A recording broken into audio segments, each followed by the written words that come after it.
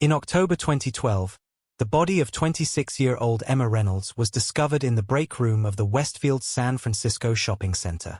What started as an ambitious young woman's pursuit of a better life would unravel into a tale of forbidden love, betrayal, and ultimately murder, exposing the dark secrets behind a respected police detective's badge. The morning of January 15, 2012, began like any other for Emma Reynolds. At 5:30 a.m., her alarm cut through the darkness of her small bedroom in the Mission District, a neighborhood far removed from the luxury retail world where she spent her days. The sound of distant traffic and occasional sirens filtered through thin walls as she prepared for another demanding day of double shifts. On her dresser, a framed photo of her fiancé Marcus Williams in his police uniform stood as a reminder of the life she was building, one exhausting shift at a time. Emma's tiny apartment, shared with a fellow retail worker, told the story of a life caught between aspiration and reality. Fashion magazines were carefully arranged on a second-hand coffee table, their glossy pages dog-eared with inspiration for the boutique she dreamed of opening someday. A mood board hung above her desk, filled with clippings of designer brands and business plans scribbled in neat handwriting during rare moments of free time. Next to these dreams of luxury sat a wedding planning binder, its pages filled with budget-friendly options and compromises. Emma and Marcus were like something out of a movie at first, recalled Sarah Martinez, her roommate and fellow retail worker. She was this gorgeous, ambitious sales girl, and he was the handsome cop who kept finding reasons to patrol near Nordstrom. Their love story started like a fairy tale, even if it didn't end like one. Their first meeting in March 2011 had all the elements of a romantic comedy. Emma was struggling with boxes of new inventory outside the store's back entrance when Marcus, then on his regular patrol, stopped to help. "I remember thinking he had the kindest eyes I'd ever seen," Emma had written in her journal, found later by investigators. "He didn't look at me like the customers did, like I was just there to serve them. He saw me." By 6:15 a.m. each morning, Emma was behind the counter at La Maison Café, an upscale coffee shop where she worked morning shifts. Her natural charm and ability to remember regular customers' complex orders had made her a favorite among the wealthy clientele who frequented the establishment. She had mastered the art of the perfect smile, the kind that made customers feel special while masking her own exhaustion.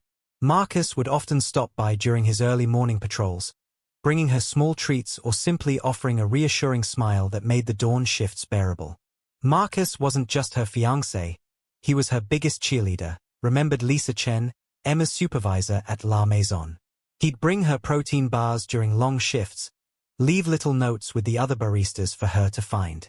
It was sweet, watching how he tried to take care of her in his own way. At 2 p.m., Emma would trade her barista apron for the polished uniform of Nordstrom's luxury department, where she worked as a lead sales associate. The transformation was more than just a change of clothes. It was a step closer to the life she aspired to live. Among the designer handbags and premium cosmetics, Emma found herself at home, absorbing everything she could about luxury retail and high-end customer service. Marcus would time his breaks to coincide with hers, sharing quick meals in the food court or simply walking the mall together, window shopping and dreaming of their future. She was different from other sales associates, noted Jennifer Chen, her department manager at the time. Emma didn't just sell products, she sold dreams. She understood our high-end customers because she shared their aspirations. Marcus understood that about her. He knew she wanted more from life, and he was determined to help her get there, even if he couldn't provide it all himself. Their engagement in December 2011 was modest but meaningful. Marcus had saved for months to buy the ring, choosing it carefully from a mid-range jewelry store in the mall where Emma worked. "He must have visited my counter 20 times, asking about different styles Emma had admired," recalled James Thompson, the jewelry salesman. He knew it wasn't the luxury brands she sold at Nordstrom, but he wanted it to be perfect for her. The contrast between Emma's dreams and her reality became starker with each passing day. Her small apartment, though meticulously kept, was a far cry from the luxury condos she showed to customers. Her engagement ring, though chosen with love by Marcus, was modest compared to the designer jewelry she helped sell. Yet she remained determined, working extra shifts and studying fashion trends during her breaks, while Marcus picked up overtime whenever possible to help save for their future. They were really trying to make it work, Officer Tom Rodriguez, Marcus's patrol partner, remembered.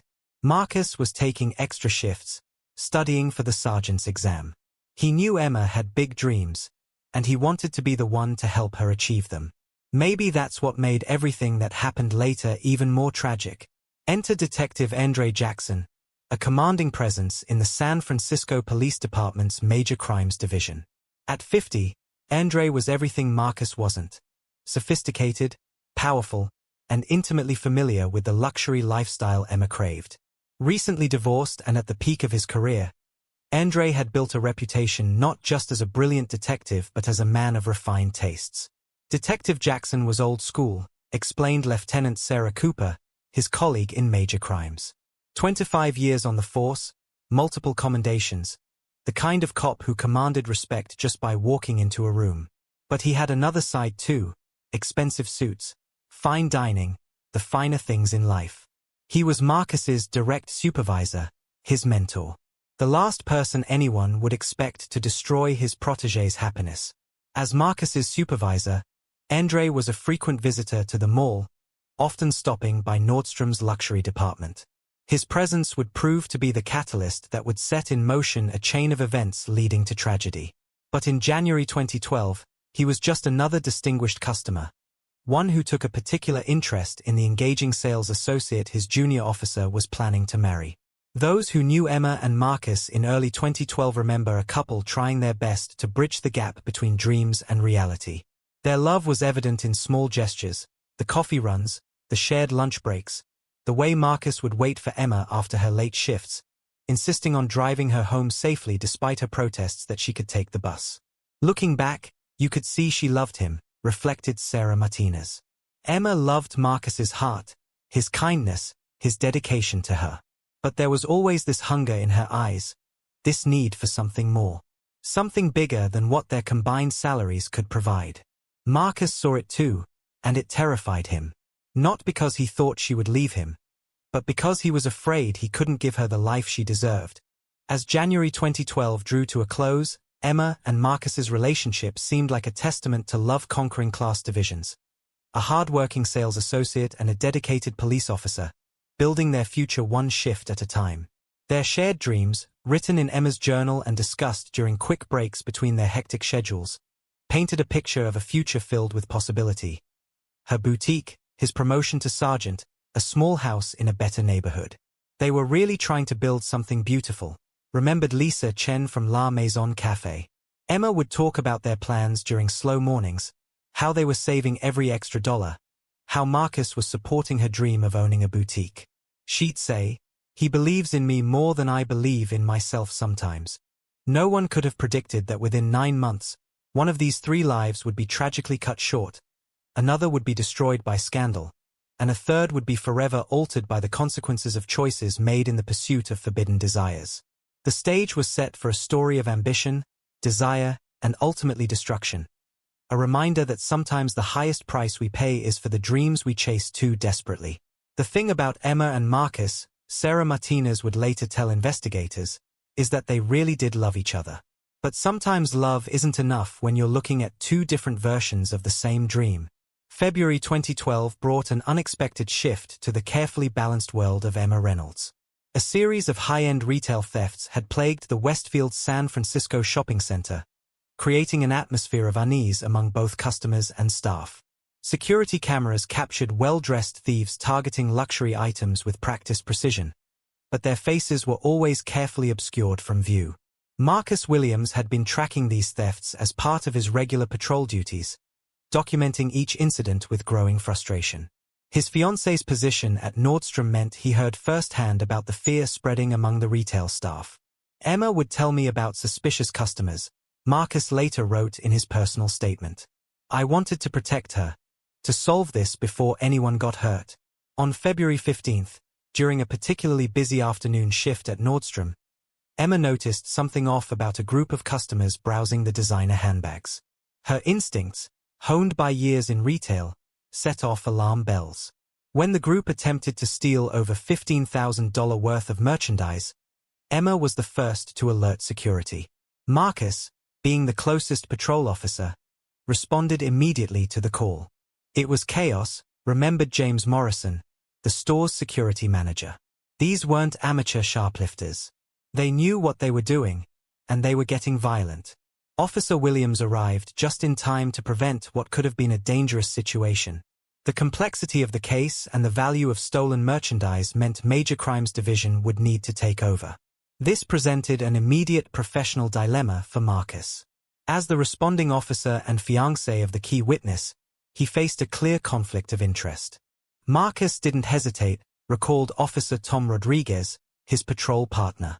The moment he realized Emma would be the primary witness, he went straight to Detective Jackson to recuse himself. That's the kind of cop Marcus was.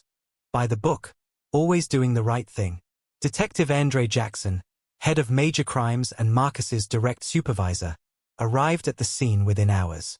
At 50, Andre cut an impressive figure in his tailored suit, his commanding presence drawing immediate respect from both store staff and officers alike. "We need to handle this by the book," he announced, officially taking charge of the case. "Officer Williams, I'm reassigning you to the South Sector. We can't risk any appearance of witness coaching." The interview that followed in the store's security office marked the beginning of something none of them could have anticipated. Emma's detailed statement impressed Andre immediately. She didn't just describe the suspects, she provided insights into their behavior patterns, their knowledge of luxury brands, even the way they carried themselves among high-end merchandise. Miss Reynolds shows remarkable observational skills, Andre noted in his initial report. Her understanding of both retail operations and luxury consumer behavior could prove invaluable to this investigation. This professional observation would soon evolve into something far more personal. Department protocol meant Marcus could no longer be involved in any aspect of the investigation. His reassignment to the south sector of the mall kept him away from Nordstrom during his shifts, creating an unintended distance between him and Emma during their usual workday interactions. You could see it was hard on them both, Lisa Torres, another sales associate, remembered. Before all this, Marcus would time his breaks to match Emma's schedule. Now, with the investigation ongoing, they barely saw each other during work hours. Over the next few weeks, Andre's presence at Nordstrom became increasingly frequent.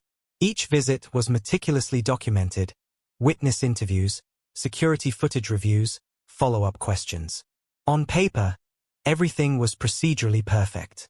In reality, something else was brewing. Detective Jackson was different from our usual police contacts, Jennifer Chen, department manager, would later tell investigators. He understood our world, the brands, the clientele, the entire luxury retail environment. You could see Emma was impressed by his knowledge. March brought longer days and subtle changes. Emma's morning shifts at La Maison Café became marked by Andre's regular visits. He'd come in every morning like clockwork, recalled Sarah Martinez, Emma's roommate who also worked at the cafe. Always perfectly dressed, always ordered something complex. Emma started keeping his favorite Italian roast ready before he even arrived. The distance between Emma and Marcus grew incrementally. His study sessions for the sergeant's exam and reassigned patrol routes meant their schedules rarely aligned. Meanwhile, the investigation demanded Emma's frequent cooperation with Andre. Looking back, you can see how it happened, Officer Rodriguez reflected. Marcus was doing everything right professionally, but that meant stepping back exactly when he should have been stepping forward. Every time he heard about another interview or footage review session with Detective Jackson, you could see it eating at him. Andre's interest in the case appeared exemplary on the surface. He spent hours reviewing security footage with Emma, discussing the suspect's behavior patterns, and building what seemed to be an airtight case. But during these sessions, their conversations would often drift to other topics: fine dining, art galleries, travel experiences. Detective Jackson would share stories about wine tasting in Napa, about the best French restaurants in the city, remembered Lisa Torres. Emma would come back from these interviews with a sparkle in her eye, talking about places and experiences that were worlds away from her usual life with Marcus. Marcus tried to maintain their connection despite the professional barriers. He'd leave notes for Emma with other sales associates, send text messages during his breaks, try to arrange dinners on their days off. But the contrast between his world and the one Andre represented grew starker with each passing day. You'd see Marcus waiting for Emma after her shift, still in his patrol uniform, while Detective Jackson would be inside wrapping up another interview in his expensive suit, Jennifer Chen recalled. The difference was impossible to ignore. By mid-March, the changes in Emma became more pronounced. Her usual enthusiasm for wedding planning waned. The binder of budget-friendly venues gathered dust while she absorbed Andre's stories about luxury destinations and high-end events. Emma started paying more attention to the designer brands Detective Jackson mentioned, Sarah Martinez noted. She'd research them during her breaks, learn about their history. It was like she was studying for a life she wanted rather than the one she had. The theft investigation officially concluded on March 30th, with multiple arrests and the recovery of stolen merchandise. Emma's assistance had indeed proved crucial to breaking the case. Andre personally delivered the news to her at La Maison Café, presenting her with a thank you card and a gift certificate to one of San Francisco's most exclusive restaurants. That gift certificate changed everything, Lisa Chen from La Maison would later testify. It was like Detective Jackson had handed her a key to his world. The restaurant was way above what Emma and Marcus could usually afford. You could see her struggling with how to handle it. Marcus attempted to celebrate the case's conclusion by taking Emma to dinner at their usual spot in the Mission District. The evening should have been a happy one. The case was solved, the professional boundaries could come down, and they could return to normal. Instead, the simple restaurant and familiar menu seemed to highlight everything Emma had begun to yearn for. When Emma showed me the gift certificate the next day, Sarah Martinez recalled, she tried to play it off as just a professional thank you. But the way she kept looking at it, talking about the restaurant's reputation, you could tell it represented something bigger to her. As March 2012 drew to a close, the successful investigation had created an invisible fracture in Emma and Marcus's relationship. What began as a proper professional separation had evolved into an emotional distance that would prove impossible to bridge. The tragedy, Lieutenant Sarah Cooper would later reflect, wasn't just in what happened eventually. It was in how everything that led to it seemed so proper, so by the book. Marcus's professional integrity, Andre's thorough investigation, Emma's cooperative witness assistance, it all looked perfect on paper. But sometimes doing everything right professionally means leaving the door open for everything to go wrong personally. No one could have known that these seemingly innocent interactions, documented interviews, witness statements, case reviews, were laying the groundwork for events that would ultimately end in tragedy. The stage was set for a dangerous game of attraction, ambition, and betrayal, all hidden behind the veneer of professional propriety. April 2012 marked the beginning of a dangerous dance between Emma Reynolds and Detective Andre Jackson. The successful theft investigation had concluded, but Andre's presence at both Nordstrom and La Maison Café remained constant. What began as professional courtesy was evolving into something far more complex and volatile. The first gift arrived on April 3rd, a seemingly innocent bottle of expensive perfume that Andre claimed was a professional thank you for her help with the case. It was the same fragrance worn by one of the theft suspects, he explained smoothly when Emma hesitated to accept it. Consider it evidence of how valuable your observations were. The perfume, worth over $300, was far more expensive than anything Emma normally wore. Emma tried to refuse it at first, remembered Jennifer Chen, her department manager. But Detective Jackson had a way of making everything seem perfectly reasonable. He said it would help her identify similar suspects in the future. Professional development, he called it. Marcus noticed the new fragrance immediately. That's different, he commented during their dinner that evening. Emma's explanation about it being a thank you gift seemed to satisfy him, but something in his expression suggested uncertainty. The bottle sat on Emma's dresser like a harbinger of changes to come. By mid-April, Andre's visits to Nordstrom had taken on a pattern. He would browse the luxury departments during Emma's shifts, engaging her in long conversations about designer brands and high-end fashion. His purchases, always substantial, began receiving surprisingly deep discounts. The employee discount abuse was subtle at first, Lisa Torres, another sales associate, later testified. Detective Jackson would bring items to Emma's counter, and somehow the discounts were always a bit higher than they should have been. Store policy was clear about discount limits, but who was going to question a police detective? The late-night drives began innocently enough. After a series of car break-ins in the mall parking garage, Andre insisted it wasn't safe for Emma to take the bus home after closing shifts. "I'm heading that direction anyway," he would say, his expensive car a stark contrast to the public transportation Emma usually relied on. Those drives changed everything, Sarah Martinez would later tell investigators. Emma would come home later and later, talking about the amazing restaurants Andre had pointed out, the wine bars they'd driven past, the whole world of luxury he was introducing her to. May brought warmer weather and increasingly bold interactions. Andre began timing his lunch breaks to coincide with Emma's shifts at La Maison Café. Their conversations, once centered on work and fashion, turned more personal.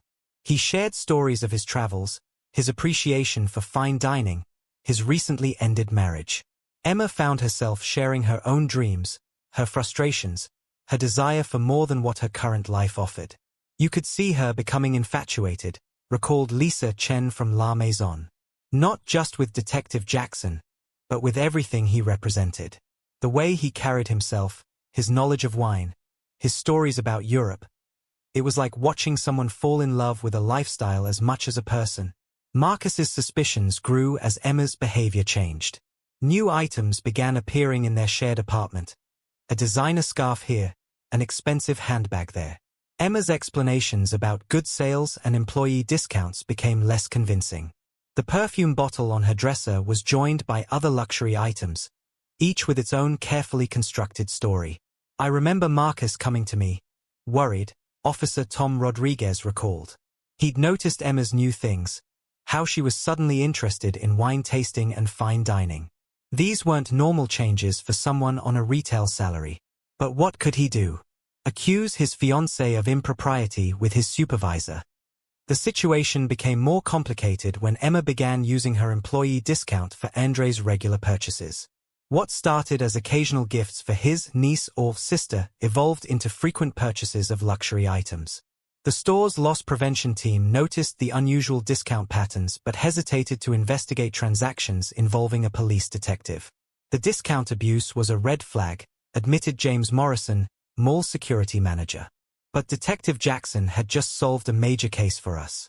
Nobody wanted to risk looking ungrateful or causing problems with the police department." June brought mounting tensions and increasingly risky behavior.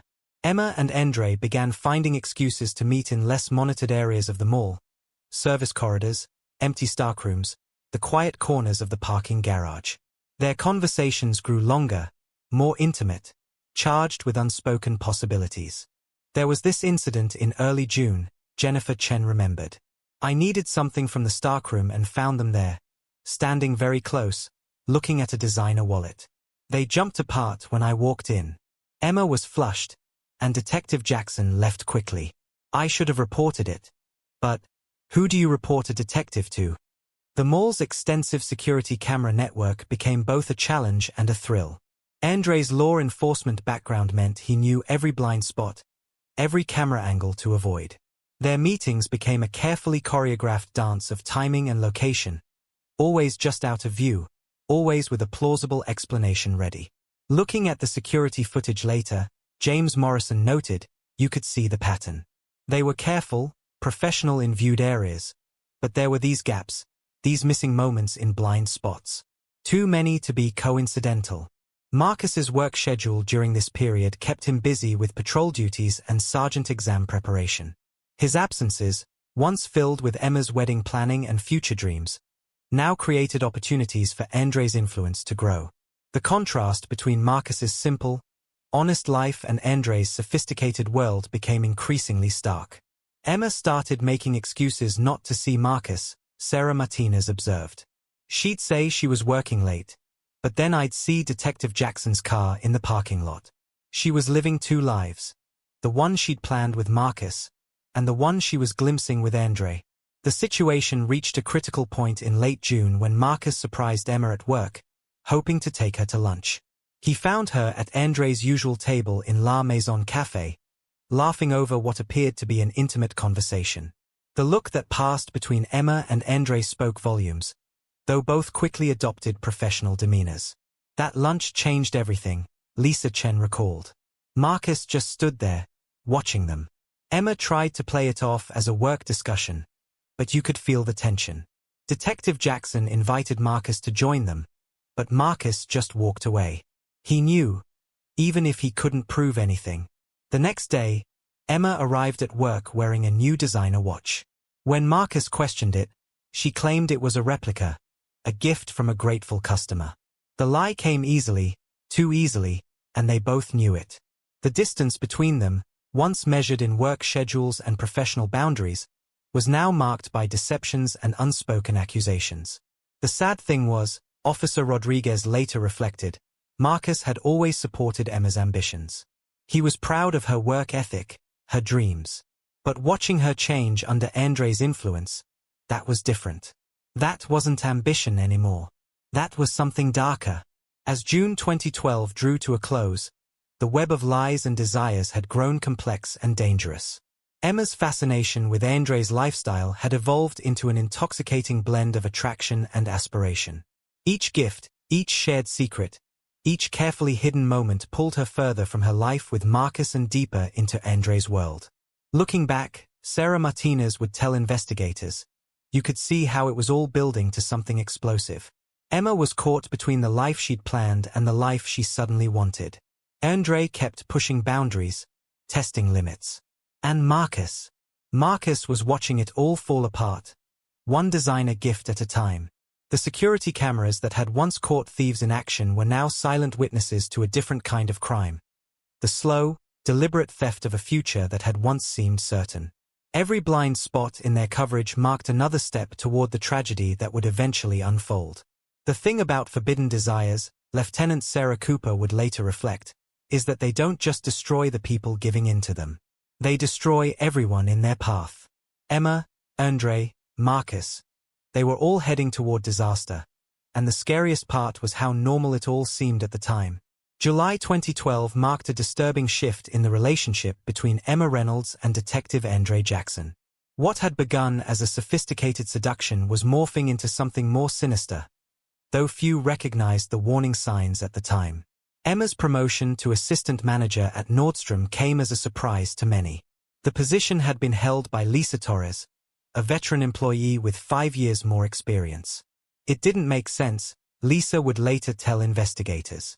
Until you realized Detective Jackson was friends with the district manager. Then it made perfect sense. Andre's influence had grown far beyond the boundaries of professional courtesy. He began appearing at the store almost daily, his presence both commanding and unsettling. Store cameras would later reveal he spent an average of 3 hours per day at Nordstrom, far more than his police duties could justify. He was obsessed with controlling her environment, remembered Jennifer Chen, department manager. He'd ask about her schedule, who she talked to, which customers she helped. It felt less like protection and more like surveillance. The promotion shifted the power dynamics dramatically. As assistant manager, Emma now had access to security footage, employee schedules, and store systems. Andre's requests for information became more frequent, more demanding. He wanted to know about every male customer she assisted, every conversation she had with male colleagues. Detective Jackson started showing up at odd hours, James Morrison, mall security manager, noted. He'd request copies of security footage, claiming it was for ongoing investigations. But the timestamps always matched Emma's shifts. Marcus's suspicions reached a breaking point in mid-July when he discovered a burner phone hidden in Emma's work locker. The phone contained hundreds of messages between Emma and Andre, many sent during times she'd claimed to be working late or in meetings. I've never seen Marcus so devastated, Officer Tom Rodriguez recalled. He knew something was wrong, but seeing those messages, they were obsessive. Andre was tracking her every move, demanding immediate responses, getting angry if she took too long to reply. The messages revealed Andre's growing possessiveness. He expected Emma to report her whereabouts constantly, grew agitated when she spent time with Marcus, and began making veiled threats about her future at Nordstrom if she didn't comply with his demands. Anonymous notes started appearing in the store's HR office, reporting inappropriate relationships and policy violations. Each complaint mysteriously disappeared within days of being filed. We later found out Andre had a contact in HR, Jennifer Chen explained. Nothing about Emma ever made it into official records. August brought increasingly erratic behavior from Andre. He began manipulating store schedules through his influence, ensuring Emma worked when he could monitor her. Security footage from these periods would later show disturbing patterns. There were gaps in our video archives, James Morrison reported. Specific times when Andre and Emma were both in the store. The system showed signs of tampering, but nobody wanted to accuse a decorated detective of evidence manipulation. Sarah Martinez, Emma's roommate, noticed alarming changes in her friend's behavior. Emma stopped sleeping properly, she remembered. She'd jump every time her phone buzzed. Andre would call at all hours, demanding to know who she was with, what she was doing. If she didn't answer, he'd show up at our apartment. The obsession extended to Emma's social media presence. Andre created fake accounts to monitor her online activity, demanded she post pictures of herself at work to prove her location, and grew furious if she appeared in photos with other men, including Marcus. He was losing control, Lieutenant Sarah Cooper would later testify. Andre had maintained this sophisticated facade for months, but by August, cracks were showing. He was spending hours parked outside her apartment, calling in favors to monitor her movements, even using police resources to run background checks on her male customers. Marcus attempted to intervene in early August, approaching his superior officer about Andre's concerning behavior. The complaint was quietly buried. The department had a blind spot when it came to Andre, Officer Rodriguez explained. His solve rate was too high, his reputation too valuable. Nobody wanted to believe he was capable of this. Emma's world grew increasingly confined. Andre began insisting on driving her to and from work, claiming concerns about her safety. Security cameras captured him following her during her breaks, watching from his car as she moved through the mall. There was this incident in the parking garage, remembered Lisa Torres. Emma was talking to a male customer about a return. Andre appeared out of nowhere, flashed his badge, and practically interrogated the guy. Emma was mortified, but she couldn't say anything. He had too much power over her career. The store's loss prevention team documented numerous irregularities during this period. Merchandise would disappear from inventory, only to be found in Emma's office. Gifts from Andre that she was too afraid to refuse. Store policies regarding employee relationships were flagrantly violated, but no action was taken. It was like watching someone drown in slow motion, Jennifer Chen recalled. Emma went from this confident, ambitious woman to someone who jumped at shadows. She'd check her phone compulsively, always looking over her shoulder. But whenever anyone asked if she was okay, she'd insist everything was fine. By mid-August, Andre's obsession had reached dangerous levels. He began calling Emma's family members, introducing himself as her police protector. He showed up at her community college classes, claiming to be providing security. Every aspect of her life was under his surveillance. The night everything changed was August 24th, Sarah Martinez would later testify. Emma came home in tears. Andre had confronted her about having dinner with Marcus, her own fiancé. He'd followed them to the restaurant, sat at the bar watching them for hours. When she got home, he was waiting in our parking lot. The things he said, the threats he made, that was when I knew this would end badly. Marcus, increasingly desperate to protect Emma, began documenting Andre's behavior. He collected witness statements, photographed Andre's surveillance activities, and built a case to present to Internal Affairs. But Andre's influence ran deep, and the evidence kept disappearing. Looking at Andre's phone records from that period is chilling, Lieutenant Cooper noted. Hundreds of calls to Emma daily. Text messages throughout the night. He was obsessed with controlling every aspect of her life, and his position of authority made it almost impossible for her to escape. As August drew to a close, the situation had become a powder keg waiting to explode. Emma was trapped between Andre's escalating demands and Marcus's desperate attempts to save her. The security cameras that had once recorded their secret meetings now documented a predator stalking his prey. The tragedy, reflected James Morrison, wasn't just what eventually happened. It was watching someone's power and authority transform into a weapon of control. Andre didn't just want Emma's affection anymore. He wanted to own her completely. The mall's security footage from these months would later become crucial evidence, showing the progression from seduction to obsession, from attraction to control. But in the moment, everyone who could have intervened remained silent, bound by fear of Andre's authority or disbelief that a respected detective could fall so far. September 2012 brought the first concrete signs that the carefully constructed world around Emma Reynolds was beginning to collapse. The month began with a routine inventory audit at Nordstrom that would expose the first threads of a thoroughly woven web of deception. The numbers didn't add up, recalled David Parker, the store's inventory manager.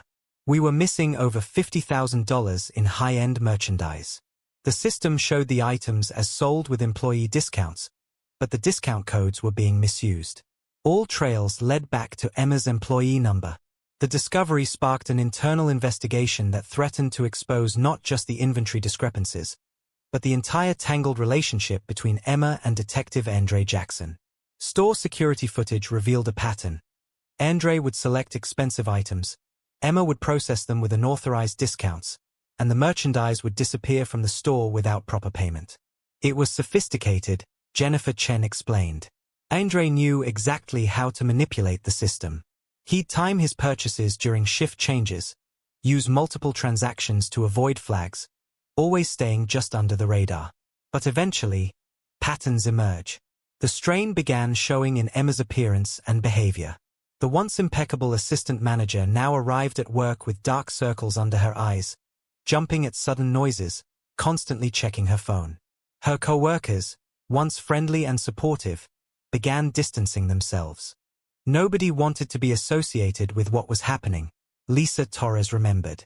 We could all see something was wrong, but Andre's presence in the store was so overwhelming. He'd watch us, noting who Emma talked to. People were afraid. Marcus, struggling with his own demons, confronted Emma about their mounting credit card debt in mid-September. The discovery of multiple secret credit cards, all maxed out with luxury purchases, led to a devastating argument in their apartment. I heard them fighting, Sarah Martinez, Emma's roommate, testified. Marcus was waving credit card statements, demanding explanations. Emma kept saying Andre was helping her build a better life, that Marcus couldn't understand. When Marcus left that night, he looked broken. The confrontation marked a turning point for Marcus. Officers at the precinct noticed changes in his behavior. The once dedicated cop began showing up late for shifts, his uniform less pressed, his eyes bloodshot from lack of sleep or something worse. Marcus started drinking, Officer Tom Rodriguez revealed. Not just a beer after shift, but hard stuff, during the day. He'd talk about how the department had failed him, how Andre had stolen everything from him. We tried to help, but he was spiraling. Andre's behavior during this period became increasingly erratic. His promises to Emma grew more grandiose, talks of buying her a condo, starting her own boutique, traveling to Paris for Fashion Week.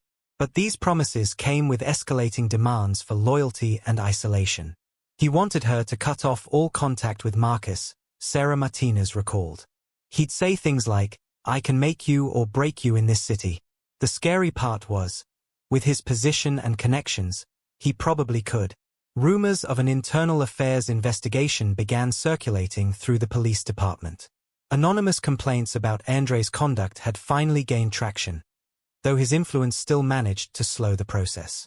There were whispers about misconduct, Lieutenant Sarah Cooper noted. Officers had seen Andre using police resources to monitor Emma, running unauthorized background checks on people in her life. But proving it was another matter entirely. The situation reached a critical point when Emma's store manager, Michael Thompson, called her into his office on September 20th. The inventory discrepancies could no longer be ignored. "I had to give her an ultimatum," Thompson later testified. "Either provide documentation for all the discounted sales and missing merchandise, or face termination and possible criminal charges. I didn't want to believe she was involved in theft, but the evidence was overwhelming." Emma's response to the ultimatum revealed the depth of her entanglement with Andre. Instead of explaining or defending herself, she made a phone call. Within an hour, Andre appeared at the store, badge displayed, claiming the discounted items were part of an ongoing police investigation. It was chilling, Thompson remembered. Andre didn't just suggest dropping the matter. He implied that pursuing it could interfere with police business. The threat was clear, even if it wasn't stated directly. The incident created ripples throughout the mall. Security staff, already uncomfortable with Andre's constant presence, began documenting his movements more carefully. Camera footage from this period shows him spending hours in the store, often following Emma from department to department. He was like a shadow, James Morrison, mall security manager, observed. Always there, always watching. When he wasn't physically present, he'd call the security office requesting camera feeds of Emma's locations. It was surveillance, plain and simple. Marcus's drinking problem became impossible to ignore by late September. He was reassigned to desk duty after showing up to roll call visibly intoxicated. His fellow officers, though sympathetic, couldn't protect him anymore. The worst part was watching Marcus self-destruct, Officer Rodriguez said. He'd been such a good cop, such a decent guy. But finding out about those credit cards, seeing the evidence of Emma's relationship with Andre, it broke something in him. Emma's world continued to shrink as September drew to a close. Andre's control extended to every aspect of her life, her phone, her schedule, her finances. The designer clothes and luxury gifts that had once seemed glamorous now felt like golden handcuffs. She stopped talking to us, Lisa Torres recalled. No more lunch breaks with co-workers, no more casual conversations. If anyone tried to speak with her, Andre would appear within minutes. It was like he had the whole store under surveillance. The facade finally shattered on September 28 when Marcus, drunk and desperate, confronted Andre in the police station parking lot. The altercation was brief but violent, ending with Marcus in custody and Andre pressing assault charges. That incident should have raised every red flag, Lieutenant Cooper reflected. A decorated officer with a spotless record suddenly attacking his supervisor? Someone should have asked why. Instead, Andre used it to further isolate Emma, claiming Marcus had become dangerous and unstable. As September 2012 drew to a close, all the players in this tragedy were reaching their breaking points. Emma, trapped in a web of debt and manipulation. Marcus, drowning his pain in alcohol. Andre, his obsession growing more dangerous by the day. The carefully maintained appearances that had hidden their destructive relationship were crumbling, revealing the darkness beneath. Looking back, Sarah Martinez would tell investigators, September was when everyone should have seen what was coming. All the signs were there, the missing inventory, Marcus's breakdown, Andre's controlling behavior. But we were all too scared or too involved to stop it. By the time anyone was ready to act, it was already too late. October 2012 dawned with an unusual chill in San Francisco, as if nature itself sensed the approaching tragedy. Emma Reynolds arrived at Nordstrom on October 1st with a new resolve in her eyes. After a sleepless night reviewing her life spiral over the past months, she had made a decision that would set in motion the final, fatal chain of events. Emma came to me that morning, Sarah Martinez recalled, her voice breaking during her testimony. She said she was done, that she couldn't live like this anymore. She showed me the credit card statements, the threatening texts from Andre, the evidence she'd been collecting. She was finally ready to break free. Emma's first step was contacting Internal Affairs, anonymously at first, sharing details of Andre's abuse of power, the inventory manipulation, and his escalating control over her life. Detective Sarah Wilson, who received the initial report, noted the fear in Emma's voice. She was terrified of Andre finding out, Detective Wilson later testified. She knew his connections in the department could bury any investigation. But she also knew she needed official documentation of his behavior before she could safely leave. Andre's reaction to Emma's slight withdrawal was immediate and frightening. Security footage from October 3rd shows him arriving at the store before opening, pacing the corridors like a caged animal. When Emma arrived, their conversation in the break room became heated. I was stocking nearby, Lisa Torres remembered. Andre's voice kept getting louder. He was saying things like, "You belong to me," and "You'll never be free of me." Emma came out crying, but when I tried to check on her, she just shook her head and walked away. Marcus, meanwhile, had been quietly conducting his own surveillance of them all. Now sober for 2 weeks and on administrative leave, he spent hours documenting Andre's movements, building a case that he hoped would finally force the department to act. Marcus had cleaned himself up, Officer Rodriguez reported. He wasn't trying to win Emma back anymore. He just wanted to protect her from what Andre had become. He could see something terrible was coming. By mid-October, Emma began preparing for her final break from both the store and Andre. She quietly arranged interviews at boutiques in other cities, gathered important documents, and planned her escape. Each step was carefully calculated to avoid triggering Andre's suspicions. She asked me to help her pack a go-bag, Sarah Martinez said. Just essentials, things she could grab quickly if needed. She was planning to leave the city the following week. She never got the chance. Andre's behavior grew increasingly erratic as he sensed Emma slipping away. Mall security logs show him visiting the store multiple times daily, often staying for hours. His calls to Emma became almost constant, and when she didn't answer immediately, he would appear at her location within minutes. The security team was on high alert, James Morrison explained. We had documented over 30 incidents of concerning behavior from Andre in October alone. But he was still an active detective.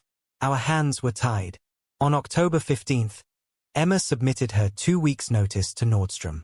The official reason was pursuing other opportunities, but store manager Michael Thompson recognized it as a cry for help. She handed in her resignation with shaking hands, Thompson recalled. When I asked if she was okay, she just said, "Please don't tell Detective Jackson until my last day." The fear in her eyes. I should have done more. Andre discovered Emma's resignation plans on October 20th through his contacts in store management. His response was immediate and terrifying. Security cameras captured him storming into the store, his usual sophisticated demeanor replaced by barely contained rage. He cornered her in the designer handbag section, Jennifer Chen testified. Customers could hear him hissing threats about ruining her career, exposing her role in the missing inventory, making sure she'd never work in retail again. Emma just stood there, frozen. The final day, October 25th, started normally enough. Emma arrived for her closing shift at 2 p.m., her go-bag hidden in her locker, plane tickets to Chicago secured for the following morning. She had planned everything carefully, or so she thought. Emma seemed almost peaceful that day, Lisa Torres remembered. Like someone who could finally see the end of a long nightmare. She even smiled a few times. Real smiles, not the forced ones we'd gotten used to seeing. Marcus, maintaining his vigilant watch of them all, noticed Andre's unmarked police car parked in the structure by 7 p.m. He immediately called Internal Affairs, warning them that Andre might be planning something. The response team was delayed by a major incident across town. At 8:45 p.m., 15 minutes before closing, Andre entered the store through a service entrance, bypassing regular security. Camera footage shows him heading directly to the employee break room, where he knew Emma would be gathering her belongings for the last time. The security monitors showed Emma entering the break room at 8:52 p.m., James Morrison recalled. Andre followed 2 minutes later. The next thing we knew, all the cameras in that section went dark. He must have cut the power to the security systems. What happened in that break room would be pieced together later through evidence and partial witness accounts. Emma's final text to Sarah Martinez at 8:53 p.m. reads simply, "He's here. Call police." Marcus, seeing the store's security cameras go dark, rushed in through the main entrance. His police training and intimate knowledge of the store's layout led him directly to the break room. The confrontation that followed would leave an indelible mark on everyone involved. "We heard the shots at 9:01 p.m., Jennifer Chen testified, her voice trembling. 3 of them, in quick succession. Then silence. By the time mall security reached the break room, it was too late. The official police report would later confirm that Andre, realizing Emma was truly leaving, had brought his service weapon to their final confrontation. In his twisted mind, if he couldn't have her, no one would. The break room looked like a war zone, Detective Wilson described. Evidence suggested Emma had fought back, tried to reach her phone, tried to escape. But Andre's police training gave him the advantage. The final shot was delivered at close range. The tragedy that unfolded in that break room on October 25, 2012, would shake the San Francisco Police Department to its core. A respected detective, destroyed by obsession. A young woman's dreams of a better life ended in violence. And a former fiancé, arriving moments too late to prevent the inevitable. The real tragedy, Lieutenant Cooper would later reflect, wasn't just the loss of life.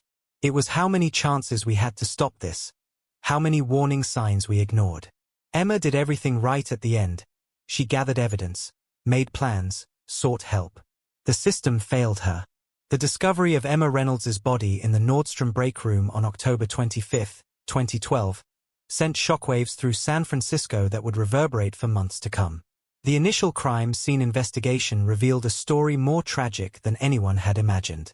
Emma had fought hard for her life, Detective Sarah Wilson reported.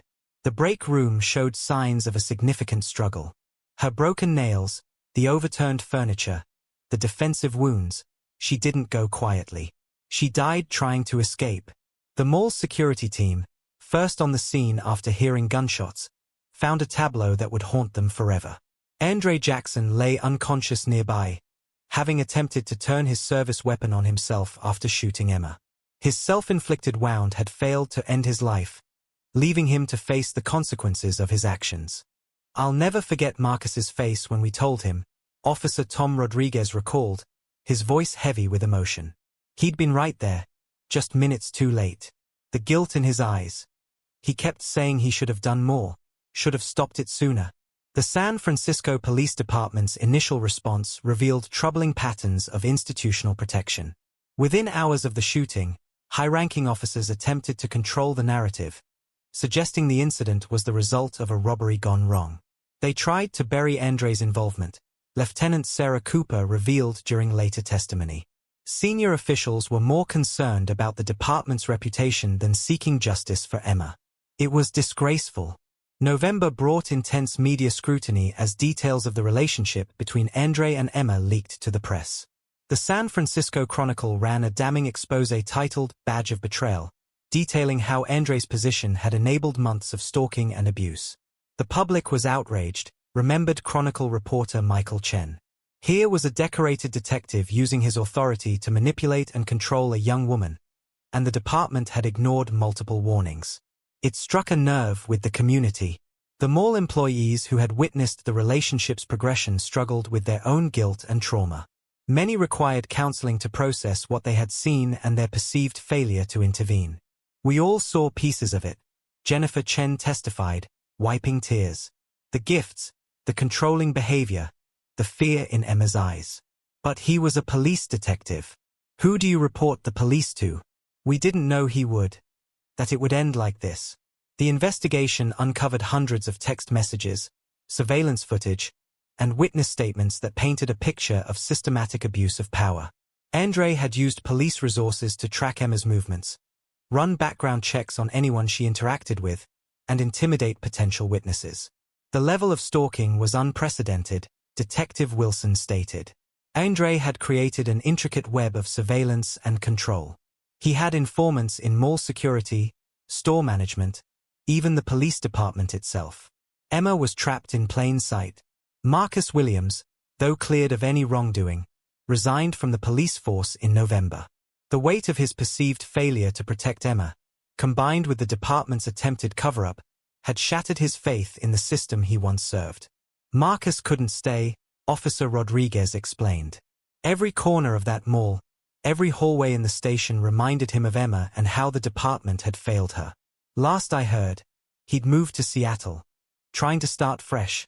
The criminal proceedings against Andre Jackson began in December 2012. Despite his attempted suicide, he was deemed fit to stand trial. The prosecution presented overwhelming evidence of premeditation, including the disabled security cameras and his use of a service entrance to avoid detection. Andre showed no remorse during the proceedings, Assistant District Attorney Janet Wong noted.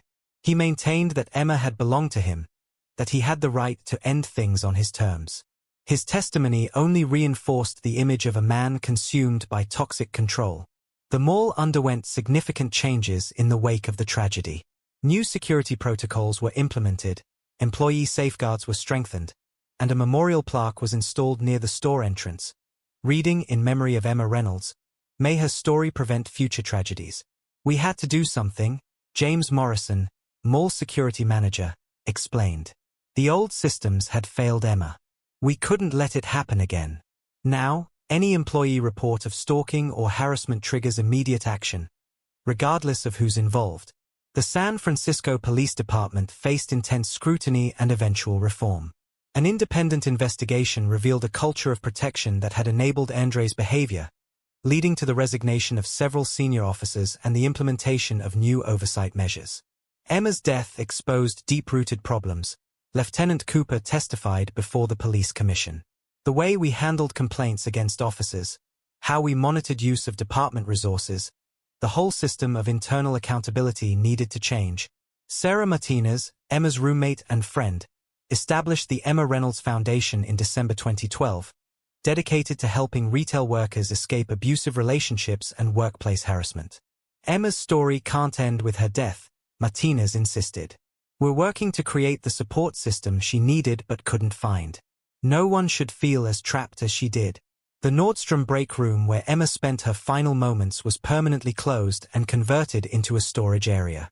Employees refused to use the space, reporting an overwhelming sense of sadness that lingered in the air. "Some say they can still feel her presence," Lisa Torres shared softly. "Not in a frightening way, but like a reminder. A reminder that we all have a responsibility to speak up, to act, to protect each other." Andre Jackson's trial concluded in early 2013 with a conviction for first-degree murder. The judge, citing the extensive evidence of stalking and abuse of authority, sentenced him to life in prison without possibility of parole. "The sentence can't bring Emma back," Sarah Martinez reflected at the trial's conclusion. "But maybe it can help other women recognize the warning signs of obsession and control before it's too late." Emma's death has to mean something.